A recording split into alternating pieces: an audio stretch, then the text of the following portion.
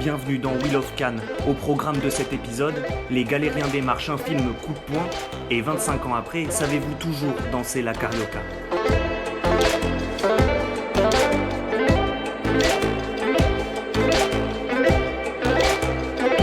On a travaillé toute la matinée hier pour leur apprendre la danse et on a travaillé autour de ce film aussi. Sais-tu danser la carioca? Ce n'est pas un foxtrot ou une polka. Ce n'est vraiment pas très compliqué. Pour la comprendre, suis bien mes pas. Ce n'est pas un tango ou un cha-cha, encore moins une bossa nova. Quand t'as goûté à cette danse,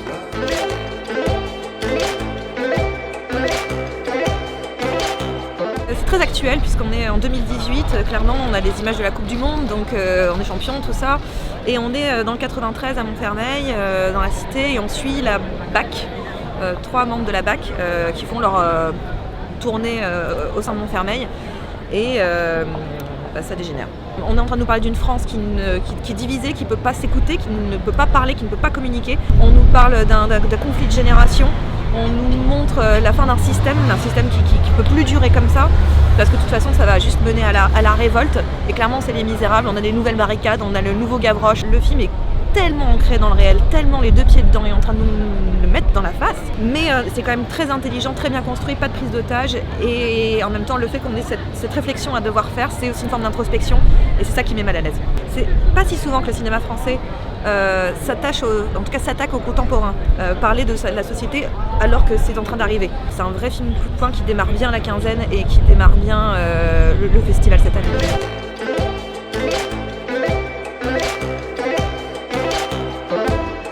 Vous faites ça depuis le début du festival, j'imagine? Oui, ça fait 12 ans qu'on fait ça, 12-13 ans qu'on fait ça. Et le nombre, c'est 20, 22, 23 par là. Ça fait 2-3 films, 3 films par jour au maximum.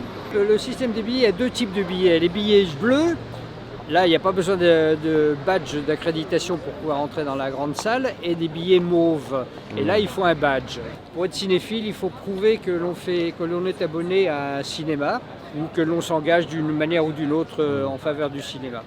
Et on dépose un dossier début février, on a la réponse quelques jours après. Voilà, vous êtes accrédité, on pousse un grand cri de bonheur et on se dit « Waouh, maintenant je n'ai plus qu'à me préparer à faire la manche pour trouver des places. » Oui, oui, très souvent, de ne pas savoir ce que je veux regarder. Je pense que ça dépend du moment, beaucoup. Après, j'aurais toujours une préférence pour le cinéma. Je dirais envie de rêver. Ils sont américains. Compliqué comme question.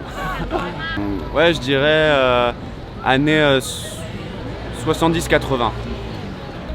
Je vois Pulsion de De Palma que je n'ai pas vu. J'aime beaucoup De Palma. Et puis il y a vraiment des choses que je ne connais pas du tout. C'est vraiment c'est très chouette, très très chouette.